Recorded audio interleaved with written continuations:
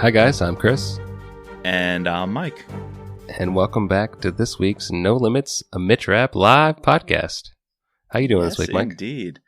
Hey, I'm good. I shot a 93 today, hitting the sticks, played 18 holes. So for me, I'm feeling good about that. It's a good place. Good. Good place Very for you. good. What's you new are with getting you're getting way more golf in than me this year, so that's good. I hit way too much golf last year, so maybe the roles have reversed. Yeah, probably. I have a real job now, so I can't just slack off, I'm not like a job. teacher working from home, so. Hey, all right, take it easy. I'm going back next week, or 2 weeks. So schools are opening. I'll have a real job again. Very good. I'll be earning my paycheck this time around. That's funny. Well, guys, we are live. So anybody listening in, what you're listening to is a live stream recording with our patrons. So welcome to all of our patrons who are joining in and family members. We've been wanting for a while to do a live stream, and so we thought let's test it out with our patrons. It's going to be fun. We got a comment section going, so anybody here live with us, we'll do our best to try to keep up. If you have any questions or comments, we know a few of you really like extreme measures. Shout out to Mark. He's been tweeting some of his favorite scenes from this book that we're covering today. So welcome to you guys who are here with us live, and especially Daniel and Mark, our two newest patrons. So thank you guys for joining up. Yes. Yeah, your autographed copies of Extreme Measures are already in the mail. So look out for that coming soon. Very good. Yeah, we have the little feed over here. We can say hi to who's on. We got Mark Harris, Simply Book Dreams, who # Scott's biggest fan. There we go. I like that. Big fan of Scott. Yes. We got your brother-in-law Dennis. We got your mom and your dad watching, and we got Miami 1422M. Happy to be part of the party. Well, we are happy you are part of this party. Yes. So we're just recording our podcast, but it's live for you and to anyone who's not a patron. If you want access to an event like this in the future, please subscribe to our Patreon, mitrappod.com. Hit that little orange support button. And, we have to say thank you, the guys watching. Thank you very much for all your support. And if you sign up, you'll be part of our monthly giveaways. Mike actually messed up, or not messed up, but so instead of this April book giveaway, instead of a signed copy of Extreme Measures, it'll be a signed copy of Pursuit of Honor, which is next month's book. And also when you sign up to be a patron, like you guys have, you are helping us support Operation Paperback this year. And so far, we've been able to send out 90 books, Mike? We cracked 150. I put 30 in the mail yesterday. So they're going to a couple of veterans this time around. Not active duty troops, but thanks to your support, 30 extra books in the mail right now on their way to veterans. And more than half of them were Vince Flynn books. So yes, we love doing that. Yeah. All right. So what are we covering today, Mike? All right. We are getting into Extreme Measures. A really fantastic book. We covered part 1 last week, so we're going to be covering the second half of the book, roughly chapter 30 to the end. And not to start us off on a Debbie Downer note, but I've got some bad news for you, man. I opened up my audiobook, and it expired because I used the library and the Libby app. Oh, so okay. I went in to check it out again, and it was a different audiobook copy. It was not George Goodell. No, you must have got the abridged version. I don't know what it was, but I couldn't take it. I did the first half of the book, and you heard me last week. I said, I think it's George Goodell's best rap audiobook, and I was so pumped to see the ending, which is one of my favorite scenes in all of rap. And it wasn't George Goodell. It was Armand Schultz. I don't know if you've heard anything by him, but he does a lot of the Brad Thor books. Oh, does he? I think. Yeah. It was kind of cookie cutter. I actually cut it off and switched to the Kindle version because it didn't have my boy George. I know. Yeah. George is so, velvety smooth. I love when he does the audiobooks. This other guy, it was almost like a dry nonfiction. He was just talking. There was no verve in his voice, and the different characters, one bled into the other, and so I gave up and switched to the Kindle version, but I finished it, got to the end. Well, I'm glad you finished it because we're covering the end of today. We're talking about it. So, but yeah, just to hit on something we forgot to mention in the last pod, our friend Stephen Hendricks, he's doing pace, keeping the book reviews right up with us. So this month he did a book review on Extreme Measures, and as he always does, he does a drink pairing.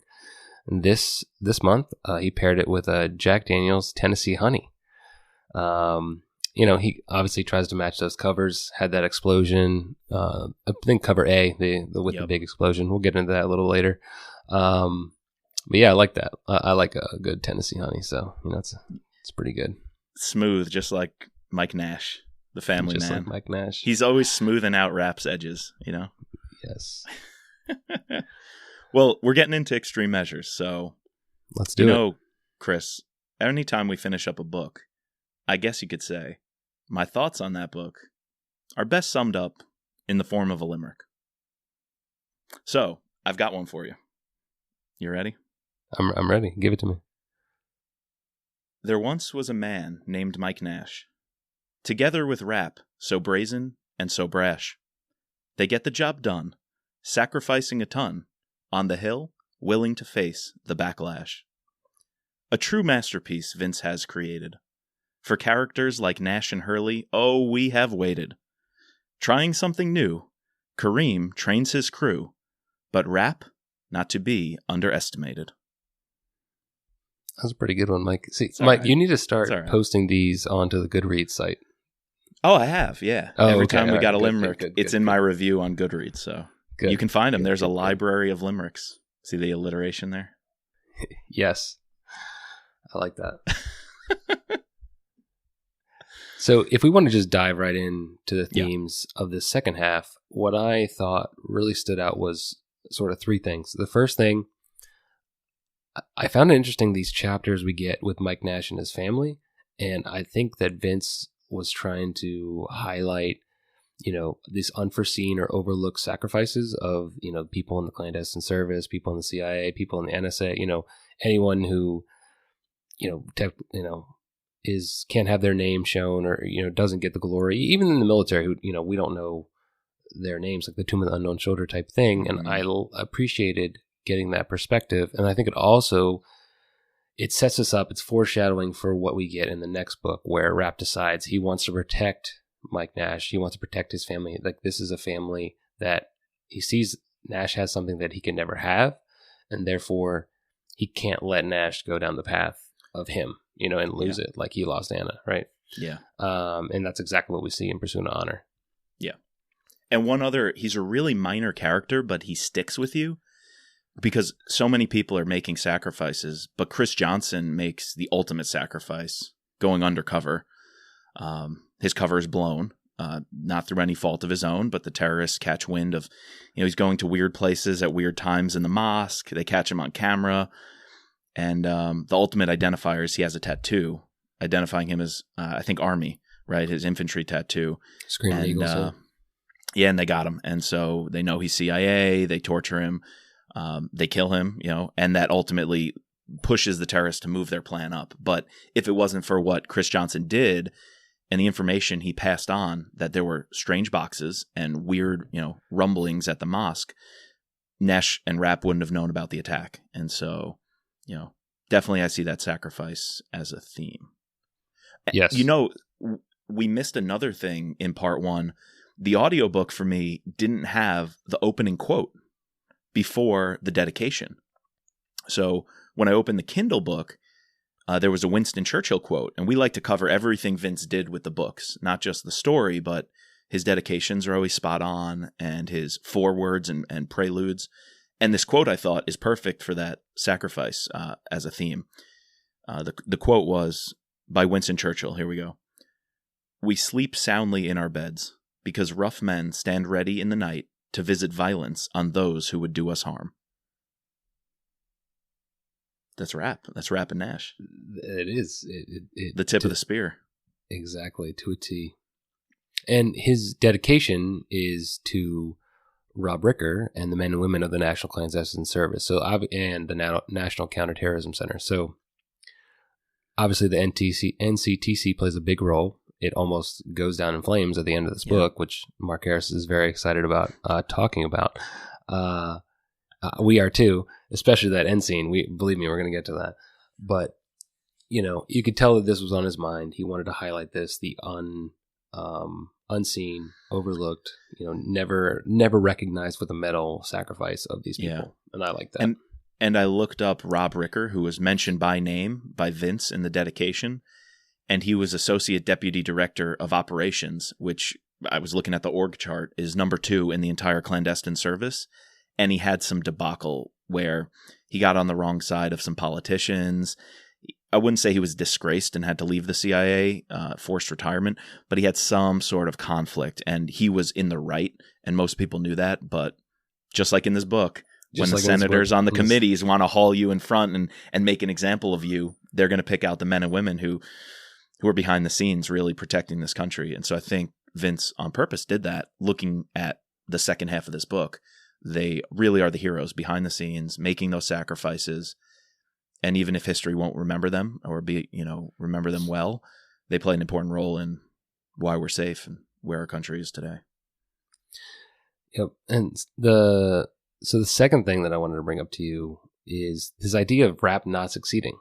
I guess we've sort of seen attacks happen before in terms of the explosion in transfer of power on the White House, obviously the explosion at his house where his wife dies, the attack on Irene.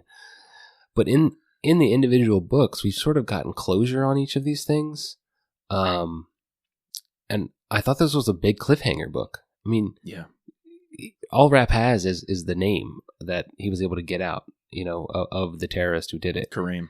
And Rapp takes a big L. I mean, yes, he has a win, if you want to call it a win, in terms of stopping even more deaths. But the 3 explosions happen. Many people died at the NCTC, including, their secretary. It wasn't a good day for the clandestine service. And I think Nash even says that in his wrap-up chapter, right? It wasn't a good day for them. And I thought that was an interesting approach, and how, this is very similar to how Kyle approached Total Power, right? Yeah. He had mentioned to us that he wanted to put Rapp out of his element, where behind the 8 ball. Behind the 8 ball, right? From the midpoint of the book, or a third. The attack happens book, right? in the first third, yeah. Yeah. That came through in this, and I think it leads to a change in Rapp. And actually, just to shout out our comments, we had Daniel, our newest patron. He asked, "Do you think this was a change in Vince's writing and the message from the previous books?" Well, I've got to say, absolutely. We talked last episode in part 1 how Rapp took a bit of a backseat thanks to this Mike Nash character coming on the stage. But I think in part 2, we see not only him committing to that change and letting Mike Nash lead the story, but we see Rapp changing his role. I don't know about you, but I think Rapp grows in this book a whole lot. Not only does the attack happen, he actually, I think somewhere deep in his consciousness, he was ready for the attack to happen. Oh, yeah. I'm not saying he wanted an attack to show the congressmen and the senators that were holding them back and handcuffing them that they were wrong. I don't think he wanted that, but he saw it was inevitable. And instead of fighting against that tide, Rapp, he can be a caged animal in those situations and just go off. He takes a different approach, and there's even a quote, let me see if I have it, where he channels his inner Kennedy, right? So there's a definite change here. I think he's in one of the committees, and he says at one point, "I could rip these bastards apart," right? In his mind, he's like, I can slice and dice them and just go hard. But he's actually going to take Kennedy's advice, and he's going to try to understand where they're coming from. And he actually is respectful to Lonsdale. And in these committees, which I think is something we maybe want to get to next, when he's testifying, he's willing to work with them. And he says Irene even warned him of this. She told him, we can't play into their label of us, that we're the enemy, that we're the tough guys, that we are just, off the chain, wanting to slap around and beat up terrorists. We have to show them that we're smarter than that, and we can actually play their game too. And so I think Rapp actually puts Lonsdale on her heels when he says, I'll answer all your questions. I'll do it in public, in front of the cameras, because this country needs to know there are bad guys out there. Those bad guys are going to hit us, and us sitting here is not helping get the job done. Right, and he even says, like, if I'm wrong, then great.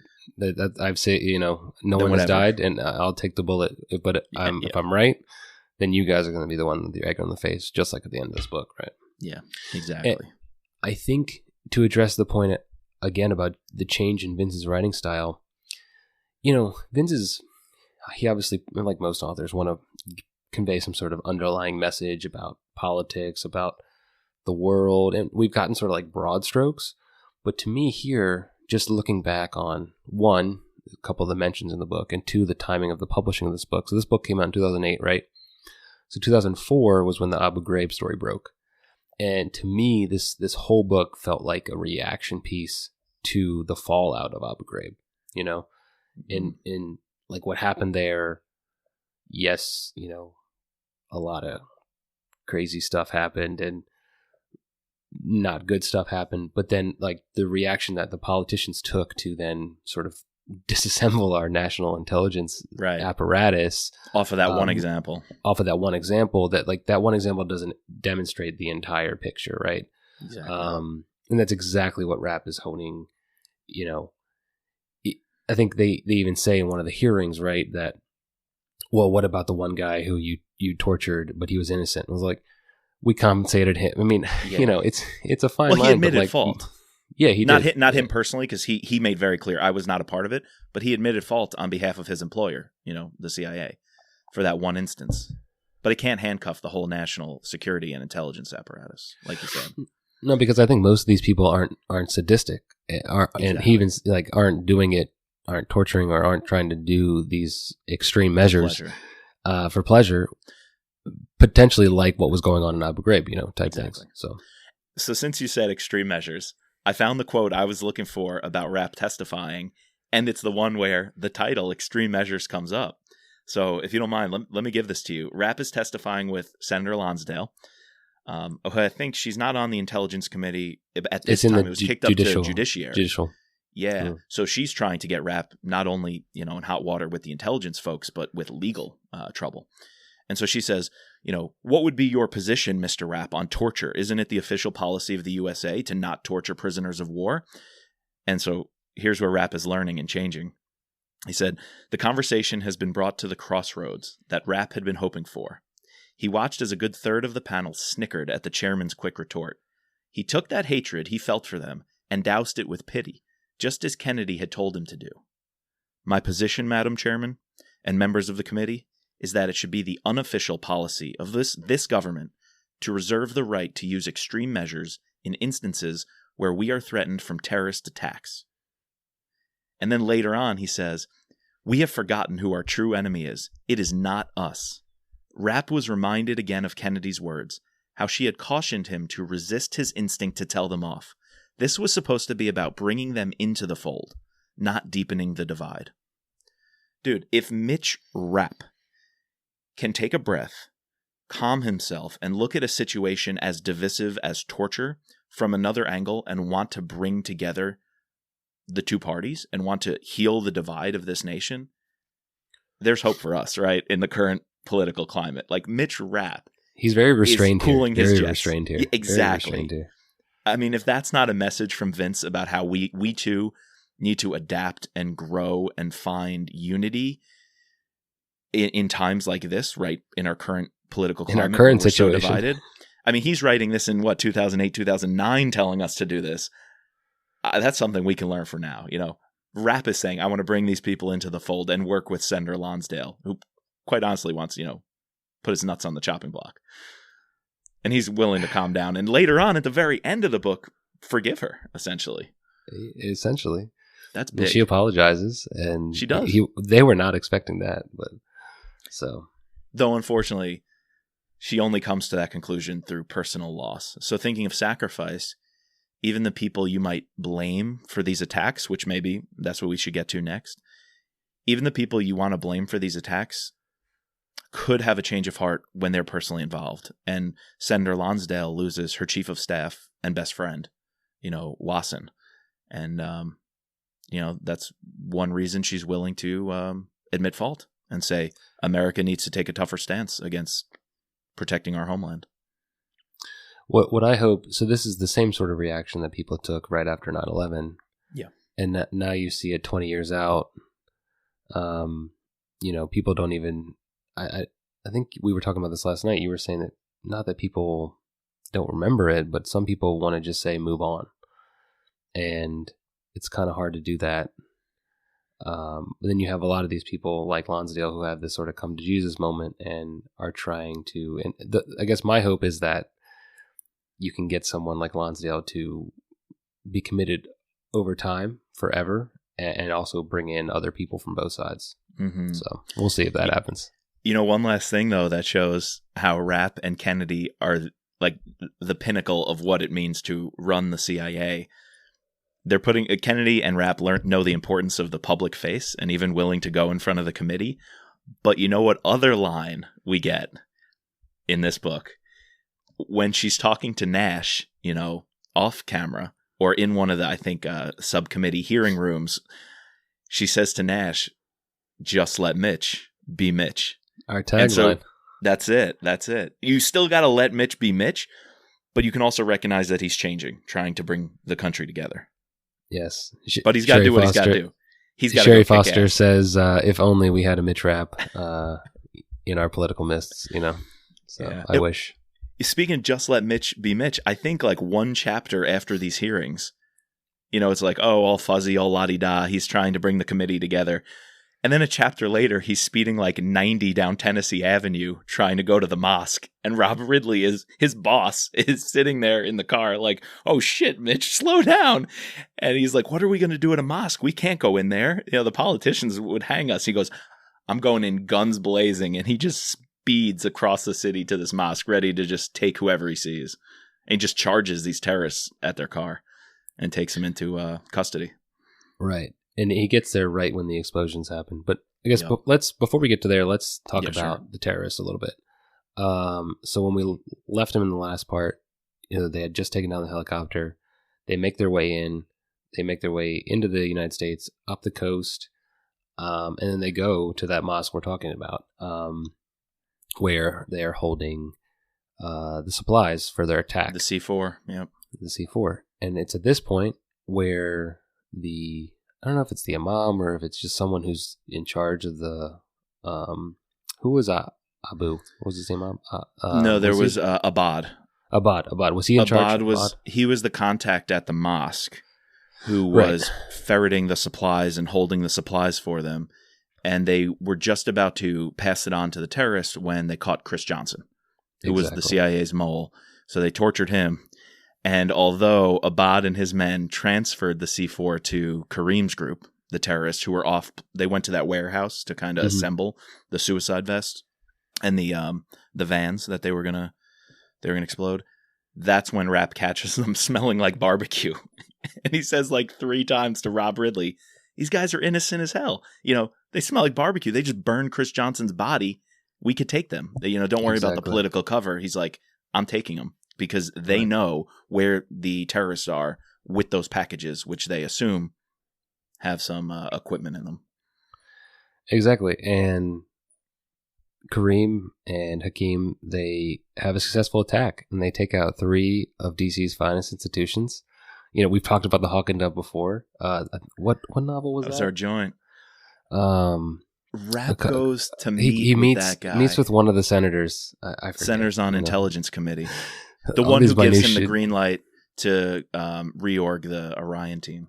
So Rapp's been in this bar before. We know it's it's a joint where congressmen hang out on the Hill. And then there's 2 others. The one where the senators hang out. You can always find like 5-10 senators having lunch there any given day. That's the Monocle. The Monocle. I think it's on the north side of the Capitol, up near the Senate. And then the third one, they also target the executive branch. Because Bobby Vans is downtown near the White House. And often, people who work for the executive branch or the cabinet agencies will be lunching there. So the terrorists, they studied us.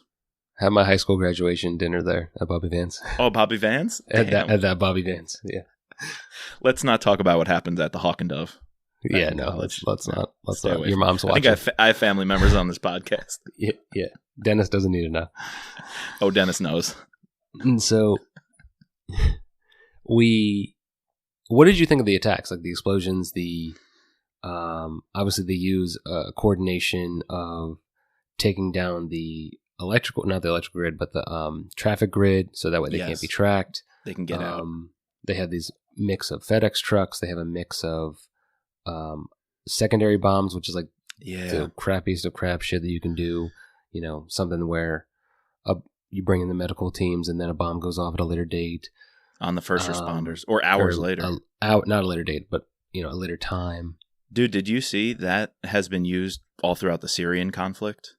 That has been a huge, that's one of the lowest things you can do as a terrorist is you set off that secondary attack and you deliberately target the first responders and the aid groups that come in. And I mean, Vince was writing about this a decade prior. That's been happening in Syria, right? That has been a primary. I remember seeing some reports about that, and bad. Yes. So these guys have studied. These terrorists are different than your average ones because Rapp even says some of these techniques are beyond what these usual just uneducated zealots, Allahu Akbar fundamentalists who aren't all that academic or intellectual. They don't know these methods. But as we saw in part 1, Kareem is using our own special ops playbook. He's using those methods to train his men. And so Rapp is picking up that this threat might be more serious than one would have first thought. Yes, I agree. So following up on the explosions, Rapp is racing to the mosque, and when he hears these explosions goes off, this like sets him into a rage. Oh, absolutely.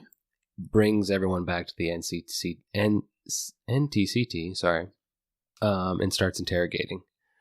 I guess before we get into this, there is one thing I wanted to bring up. There's this one chapter where a couple of our watchers have commented. We get a familiar character coming back, and that's Scott Coleman. And this like exchange in what was it, a Shoppers or a Safeway? Yeah, some supermarket. And Mark Harris commented that he felt that Scott and Nash had a great chemistry with each other. And I love the backstory here that we never have gotten, like how they've worked with each other. I was saying this in the last pod. I know that Nash is a brand new character, but it seems like him and Rapp and obviously Coleman have been working together for a long time. I would have loved to like get some of those stories.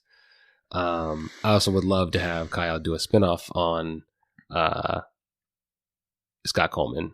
Or continue with Mike Nash. We're going to see a little bit more of Mike Nash in the future. We got to talk. Maybe we'll get. I think Pursuit of Honor. We got to talk about where Nash goes post Pursuit of Honor because I think he goes away. He goes away, but he's in The Last Man in a kind of negative light, and that's Vince's last book. Do you remember if Kyle brings him back at all? I feel like we'll have to do some research before Pursuit of Honor to figure out Nash. But we have okay. You brought up Scott, and we have Steph here. Scott's biggest fan. That we've coined that as her hashtag. Scott's biggest fan. Guys, if you think you're a bigger fan of Scott Coleman, you're just not. Just accept that fact now. It's Steph K. But I'm sorry, this is a loser of the book for me. When Scott was brought in, I was like, boom, Nash is going to bring in Scott. We're going to have Nash and Scott working these leads the entire because I didn't remember all of the details in the book. I'm like, awesome. The second half of this book, Scott's going to turn over some intel. Nash is going to act on it. And Scott's going to be this like behind the scenes guy doing the dirty work while Rapp is in committee, playing nice. And I was like, yes. And then Scott never comes back. And Nash sends him on a wild goose chase. I was really sad about that. Really sad about that. So we got him and the chemistry was amazing. You're right. I loved it. I was like, bingo, he's back. I actually said to you, I think I texted you, I'm like, yo, we're going to talk Scott Coleman in the second half. And then it was I had already finished it and I didn't want to burst your bubble. So yeah. And then you didn't write back. And I was like, is he not excited about Scott? You were just trying to warn me. You didn't. I was just trying to warn you. Yeah. But Pursuit of Honor, Scott's got to play a role, if I remember correctly, tracking down Kareem. Because Pursuit of Honor is all about tracking these guys, right? After the hit, I think. Yes. All right. Scott has to come back for that. I'm pretty sure he plays a big role in the next book, but we'll find out. We'll find out. Anyways, let's, what we're all here for. Let's talk about this ending. And yes. Mitch is doing an interrogation again. Not top 5 interrogations. Although we get a pretty intense interrogation with Kareem and Chris Johnson earlier, but again, I wouldn't say top 5 interrogations in the And it's story. just cutting off toes this time. And It is last just book we were cutting toes. off a whole different appendage. We're not going to go down that rabbit hole. My mom's here. But he's just cutting off toes, so not the worst interrogation we've ever seen. No. So Rapp starts his interrogation, even brings in Lonsdale, right? They're going to take away like the deal that they made with the prisoner over in Bagram. And as soon as like this is happening, and as you're reading these chapters, like this book It's is so very, fast. very fast. Like these so chapters are fast. happening simultaneously. Yeah. While that's happening, you have the guys beginning to hit. And also, while you're reading it, you don't know like what's going on. You think, oh, that's the hit. They're done. And then they're like, oh, now they go to this warehouse and rest up, get ready for the next attack. And you're like, where are they going? And they get on the metro, and then they go to the Tysons, and you're like, oh crap, they're at Tysons. They're going for the NCTC. Yep. And so there's the sniper sitting, watching. He gets permission to fire away. This SWAT car comes up, guys on the runners, starts taking out people. I just envision like we had to do like some active shooter training, and like they showed these videos with something very similar to that, and I'm just envisioning that in my head, but like much more. I don't know. It's bad to say, but like in a movie, badass got away. And they're just brutally full body off, armor. Yeah, picking off people left and right, and they make it up to the 6th floor, and the explosion goes off, and that's when Rapp, was like, "What the hell's going on here?" Yeah, it's crazy that Rapp and Nash in the moment. I think Vince writes a line like, "Anybody could have mistaken that for some sort of like." Car accident or a building collapse or an earthquake or something different. But Rapp and Nash knew that's Are those gunshots? And that's an explosion. Are those they explosions? Knew it. Yeah. Yep. They didn't even have to ask. They just jumped into action. Rapp knows, like, remember in, was it when they're over with Kennedy in the previous book? Protect and Defend. Yep. Protect and Defend, where he's sleeping and he hears like, oh, that's 2 streets away. Oh, that's, oh, that's an explosion like a block away. Like the Spidey sense. His Spidey sense, so he knows what's going on. He knows what's going on. Okay, at this point, things are going so fast, and we have a highly specialized and trained unit of, I think it's 6 men, 6 shooters? Yes, 6 shooters. In a conga line formation. And all Rapp has to do is peek over the balcony or look out the door, and he sees the formation immediately. It must be a split second that Rapp automatically barks orders to everybody. So he says, Senator Lonsdale, stay in that corner, don't move.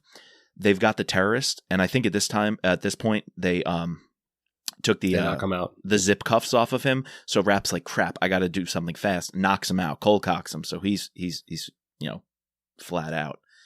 And then Rapp looks at Nash and goes, take cover over there. And he's so specific in a split second. He knows the body armor they're wearing. He knows the weak points of the body armor, and he knows the weak points of their formation and their tactics.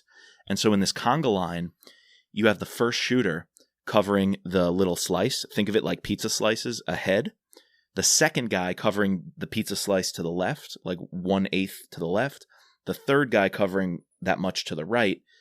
And then the 2 behind them covering your exact flanks left and right. And the last guy is pointed backwards, covering the 6. And Rapp knows this in an instant and says to Nash, hit the first guy in the head first, and then the side of the body armor, because there's a little slit under the arm where you can get through the body armor. Rapp comes around and realizes in this formation, if Nash takes down the first guy, no one else is looking forward. The conga line is trained to just move. So with the first guy down, the best way to attack this formation is charge at them. There's nobody in the front. It's like a shark's nose, isn't it cartilage? So it's soft. You can pretty much hit it like head on, and that's the best way to stop a shark attack. Rapp jumps down the steps, pile drives into this line, is shooting guys 1, 2, 3, 4 as they drop. He knows they're not even pointing guns at him. And then when he gets to the last guy, he just takes him down. and then shoots him in the back, paralyzes him.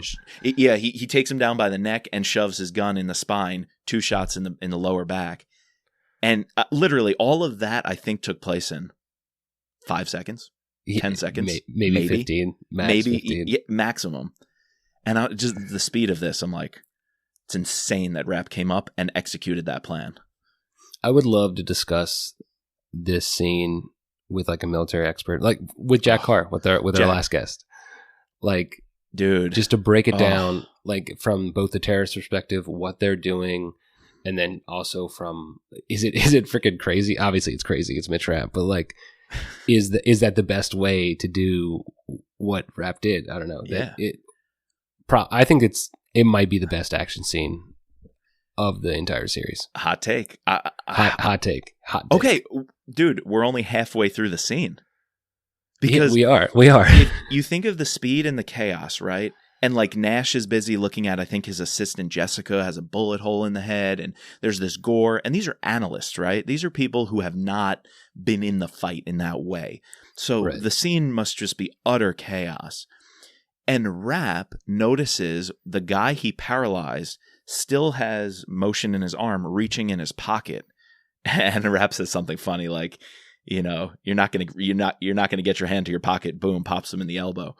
He thought it was a grenade at first. He thought it was a grenade, yeah, because the terrorist had already used grenades. He sensed those explosions, but the guy has a detonator, and Rapp finds the detonator, and of course this terrorist is kind of like, haha, you lose. You know, you only have 40 seconds. This is gonna go off. We win. We've seen that before, right? Every action movie, you have that plot line. Exactly. But what Vince does with it is genius.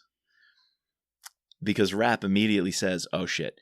He starts, without even thinking, just shooting a window. Because the bulletproof and explosion-proof glass is from the outside in, not the inside out. And Rapp just unloads his magazine into one of these bulletproof windows. And now we got, I think it's actually 7 dead bodies with suicide vests about to blow in 40 seconds. And there's a split second where Rob Ridley and someone else and Nash are like, dude, what are you doing? And all Rapp has to say is vests. He doesn't have to explain. And all 3 of them just start shooting out the window, unloading magazines. Like, they're all in the zone that they don't even have to explain things or slow down. Their training just kicks in. Like Jack Carr says, a hero doesn't always rise to the occasion in the fight, but sinks to the level of their best training. Right. And so if these guys' training are not top notch, they can't be heroes, right? They're not heroes. According to them, all they're doing is exercising their training and what they're built to do. And this just proves, let Mitch be Mitch. Let him do what he's got to do. And so, yeah, they knock out this window, and Rapp's like, everybody, grab bodies, toss them out the window. It's insane. And he kind of saves the day, you know, obviously allows them to not kill the entire nation's, you know, security apparatus, but you know, like we said in the beginning, they do take a little bit of an L. But what I think is really interesting, what I would love to see with this book, because I think this would be an awesome movie. I think this entire book would be a great movie. You don't even have to know really the backstory of Mitch Rapp, like, to just make this movie. Like this would be an awesome movie, and it could be, and it set you up for another movie. I don't know. I would love to see this movie. I think better Rapp books would be a movie than this one. But really? Man, I would take a short of this scene. I would take a 15-minute action short of this scene. I would love to have our buddy Andy McDermott. McDermott do a short version of this. That'd be sick. I feel like his film, and if you haven't seen it, a few months ago on the pod, we covered it's kind of like Off Book.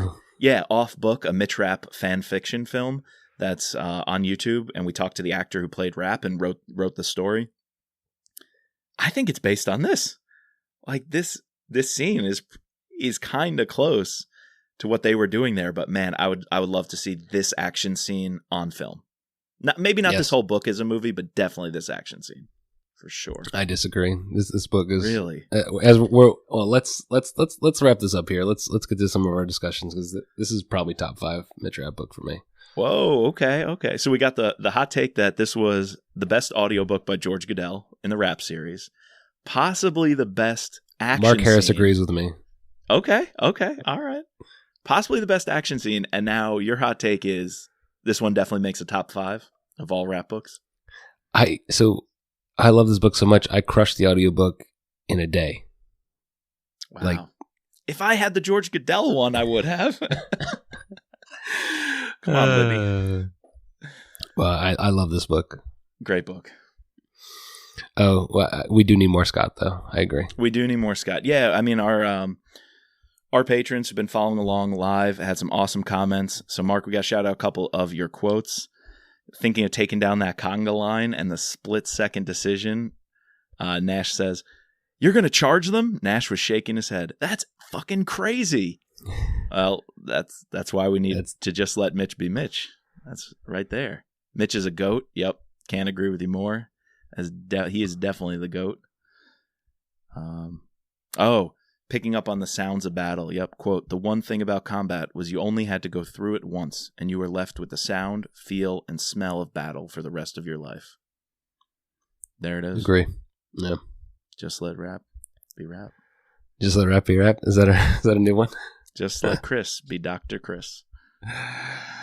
All right, so let's finish it up here and get into what you all came for, the almighty covers discussion. So we put out, there's about 9 covers for this one, put them on our social media feed. Got a lot of good feedback on Insta.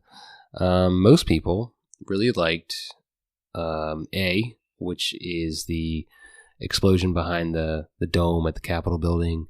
I think that's like the common. I think most people, if they have a hard copy of it, they have that. That's the OG. Had some people who liked C, which is the power lines theme, although there isn't no. Here we go. There it is. You can see it.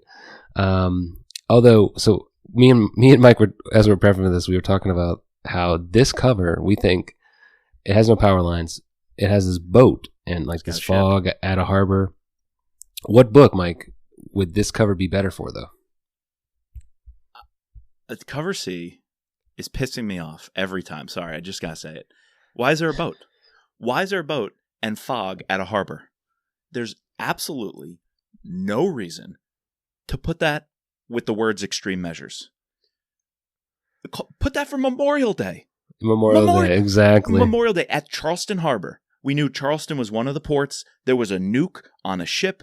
That lady, right, who works for not ATF.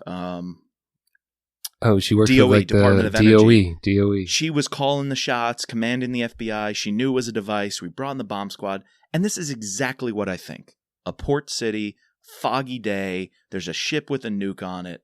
Yet for some reason, somebody sitting in Simon & Schuster working with whoever's publishing this, I have no idea how it works. But someone they must have read Memorial Day. Let's save this one for extreme measures. Let's put that one on the book about Nash. That has nothing to do with a boat. How about that? It's just, I literally think that entire reprint of, I think it's like mass market paperbacks, they were just fucking with people. They just like randomly picked a cover for each book. I don't know. I don't get it. It really upsets me. I don't know why we get so heated about this, but it really upsets me. All right, I'm moving on to a sweet one. G. Okay. G is just simple. Simple and crisp. So describe it. All right, a G. I've never seen it. You thought it might have been the first edition. It's just a straight jet black. It looks old. Background. It looks very similar to my copy of Term Limits. So that's why I assumed it was like older, but it could not be. Okay, I could see that. Yeah, because it's just straight black with a lit up version of the Capitol building. And what's cool is it's not just the dome, but I like that the lit up building also has the Senate and the House. So you see the whole building. I think for extreme measures, that plays an important role. And then it's just gold. Extreme measures, Vince Flynn, gold. And the gold matches the lighting on the Capitol. I feel like you're right. It's a little old timey. So if this were the 90s, early 2000s, G is selling off the shelves. But you're right. I don't know if that's a sexy enough cover for, the 2020s to sell a cover like that. You're right. We have our Running Man in B. Got the Running Man. Not my favorite Running Man. I don't mind green? The cover. I don't like the green color choice. Yeah, shades of green. We have some badass international ones. I just feel like the international covers always have, these guys full SWAT gear, full tactical gear. with explosions behind them. There might not even be a scene, although there is a scene like this in this novel, but there's not always a scene. That's true. In these books. But I think it's like, this is what people in other countries think of Americans. And so we're going to put it on an American novel. So boom, there we go. F is let's sell America to Europeans. Like, let's just get people hyped about these special forces dudes looking down scope. I think they're just trying to sell the image for that one. Yeah, for sure. I like Mark says G looks like Clint Eastwood would star in this book back in the early 2000s. Get off my lawn. That's on point right there. H is pretty sweet. H is pretty sweet. Yeah, H is good. Classic. I think is that Dutch? Waving flag. No. Extreme. You're the geography teacher. You need to know English. Or one of these. Oh no, F is Dutch. F is Dutch. Nuudgriep. Yeah, I don't know what H was. There's a Croatian version all the time. Maybe that's it. My favorite cover, actually, you didn't put on the Instagram or the social media one because you couldn't fit it in. But it's the Kindle copy, which if any of you have Kindle, you'll know. I love the blue. It's a blue with some white with this cool waving flag. I don't know. I'm a sucker for a waving flag. So we've had the waving flag though twice for me with act of treason, actually consent to kill, act of treason. I think protect, right? So, protect, the waving flag in the like the limo. That was probably the best waving flag. But. Yeah, I gotta say, the classic, the explosion in the background, these oranges and yellows with the capital. Yeah, I gotta go A. Okay, it's classic, man. All right, we kind of hinted at our final ratings. We've done the covers, we've done character discussion, we've answered some of our patrons' questions and read some of their comments. So let's pull it together. What's your winner? What's your loser? And what's your final rating? All right. So winners of this book, obviously, you got to give it to the terrorists. You got to give it to Kareem and Akeem. They got the job done. They got away. They pulled off this crazy attack. They almost took out the entire NCTC. Would have crippled, national intelligence for years to come. Like you literally had FBI, CIA, NSA, all these analysts working together. You can't replace those people. So I think that, they're definitely the winners. I would also say like a baby winner is Rapp in a way because, like we addressed how he changes his tactics a little bit. At the end, he gets Lonsdale on his side. I mean, he turns her. I mean, because of the attack, but he knew that an attack was going to happen, and he doesn't rub it in her face, but he says, you can't cripple us anymore. So that's a win for me. My loser, which we were talking about this last night, you did not think was a loser. I thought at the end, I loved meeting Nash, but I thought he was a little bit of a loser at the end. Like he's letting his wife turn off his phones, and I think there's gross negligence in how he doesn't protect Chris Johnson enough and allows him to die. Your argument is that he had enough check-ins. This guy's deep undercover. I think so, but you're potentially this close to a third attack, like a third cell. He already had information that potentially there was a terrorist group that attacked a helicopter down in Florida. Like something's going on, and I would have just called the FBI to go into that mosque based on that information. I'm going to disagree with you. Chris Johnson, for me, is a big winner in that storyline and how Nash handled him. Besides the tattoo, letting him go this deep undercover with and the let tattoo. him go in deep with that tattoo. That you're right. But no, I think Nash, he's got an agent who's asking, boss, give me 48 hours. Let me stay in. There's something brewing.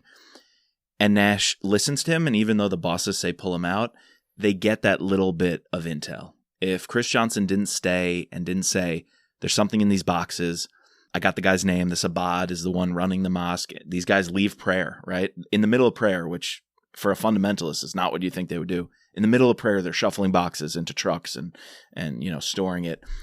I think letting Chris Johnson do what he had to do, make that sacrifice, I thought was a great move by Nash. I thought it showed Nash doing what needs to be done to get the intel. And ultimately, that's why Rapp can show up at the mosque and apprehend these guys, is because they know for a fact it's there because Chris Johnson stayed in the game. He wasn't pulled out. I guess a winner on that. I'm not going to say Nash is a loser. I think just because he's not Rapp, just because he's going a little easier than Rapp in some ways, I think he's still a winner. And he makes the right call. Obviously, the big loser is the politicians like Lonsdale. So sure, that's the real loser. One other winner we didn't talk about. I'm going to put Secretary of Defense England. Oh, that scene was kind of cool when he just SecDef England. Yeah, Rapp is on his heels. He's kind of about to get burned on this committee. Lonsdale's about to drop her ace, and England just barges in, stops the committee. There's no precedence for this. You can't interrupt, a separation of powers. We're allowed to investigate. England just goes, I don't care. Here's intel. I'm going to pass a copy out to each member of this committee, the truth, and the interview with suspects who say what Rapp did, was right and good. And he gets Lonsdale to kind of pause her questioning of Rapp, willing to say, we're not playing games. There's a fucking attack. We got intel on it. And you better thank God Rapp slapped this terrorist around a little bit, gave him a bloody nose just to find out that there's a third cell. Right. Because something's going to happen. And then boom, the attack happens, I agree. A few chapters later. All right, give us some numbers, Chris. Where right. Are you sticking to this in the top 5 of all time Rapp books? Yeah, so there's a caveat, right? It's a top 5 in all Rapp books that we've read. So okay. I think it might be hard to stay in that top 5 because we haven't gone to American Assassin, which I love. Killshot. We haven't gone to Killshot, which I also love. And there's a couple Kyle books that I think I really like the first one with Grisha, Azeroth, and the other one where he teams up, I think, the Enemy of the State. Mm-hmm. Also, Last Man Survivor, I think, are both pretty good too. So, we'll see. But for right now, I'm giving it so based on our scale, we need, at the very end of this, we're going to adjust our scale, and this book gets an A. But based on how I've been going, to keep it consistent, this book is a 9.1 and an A-, but a top 5 in my book. So my top 5 right now is Transfer, Consent to Kill, Memorial Day, Lethal Agent, and this one, Extreme Measures. Yeah, that's pretty good. It's pretty good. I'm going to say it's easily top 10 of all Rapp books. Yeah, you're right about Transfer Power being up there. Memorial Day, Consent to Kill. But I'm going to push Lethal Agent and Term Limits also into that conversation. So this one's going to have you're bullish on Term Limits. Big time Term Limits, baby. OG. This OG. The first one. I'm nostalgic, right? So I love first books. It's good, but it's just rough. It's rough around the edges, I think. Sure. It's memorable, though. And Scott, come on, we got Steph here. Scott's biggest fan. We got Scott. He's the main character, right? So. That's right. We could use another main character, Scott. But I would like a book like Extreme Measures where Nash takes the lead from Rapp, but Rapp plays an important role, where Scott takes the lead and Rapp still plays an important but maybe secondary role. I'd like to see that. Or like a book where Rapp gets kidnapped and he's not in the novel, and they have to find him. Or he's in the novel, but he's kidnapped or something. I don't know. That'd be crazy. Yeah. Or here's a situation happened in West Wing when the president's daughter is taken, and God forbid anything happen to Claudia or Anna, but I feel like it might be inevitable at some point. The president actually has to step down because he's too deep into it, right? If he starts calling the shots, knowing his daughter is taken, he'll just start throwing nukes, right, to get her back. And so he actually steps down. So I wonder if, Rapp has such a personal we saw that stake. A little bit with Kennedy. They said he was too close to it. What's his name tried walking him back and saying, you shouldn't be leading this because you're too close. Exactly. You're going to make mistakes. You're going to go too fast. I wonder if that would happen where someone like Scott, who's the only person who could talk to Rapp like that. Kennedy would take point. Not that can't talk that chummy to him, but Scott can talk chummy and say, bro, sit down, look at this from another angle, in the moment, in the shit. And so I'd like to see Scott play that role for Rapp one day, or soon enough. Sure. Well, all right, I didn't give my number, so yeah, you got to give your rating. I'm going to say 9.0. I don't like giving numbers. I think we just stick to top 10 or bottom 10 or whatever. I don't like giving numbers, but I'll give it an A-, give it a 9. As much as I wanted to go higher because of that action scene and what we loved and the terrorists doing something new and getting inside their brain, there were too many characters The first half was of characters. It was front loaded with storylines and characters that kind of became a loose end in some way. And I know Pursuit of Honor is going to pick up on some of it, but this book was way too front loaded with randomness in the first half. It was, maybe I'll say, unbalanced. So it's like a George R. Martin novel. Yeah, just a little unbalanced in the beginning. Yeah. All right. Fair enough. All right. Well, that's our book. That's it. Thanks for joining us, everybody. Yeah. So next time, we're gonna be. What are we doing next time? Oh, I didn't write that down. Oh, I got it. We have an interview that we didn't talk. We have an interview with Craig Martell.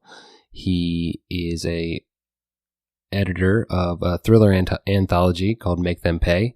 So be on the lookout for that. That'll be next Monday. I said it at the top, but thanks again to our patrons. Thank you very much. Thanks to all the patrons who came out here and watched us, and to, Dennis, or I guess Dennis is a patron, and your mom for watching. That's awesome. We couldn't do this podcast without you guys. So this includes our special operator, Sherry F., our special agents, George, Matt, Dawn, Dennis, Peggy, Catherine, Ray, Bridget, Jeff, and our 2 newest patrons. Please subscribe, rate, and review us using your favorite podcasting platform. You can find us at mitrappod.com or using our Twitter handle at mitrappod. And as always, just let Mitch be Mitch.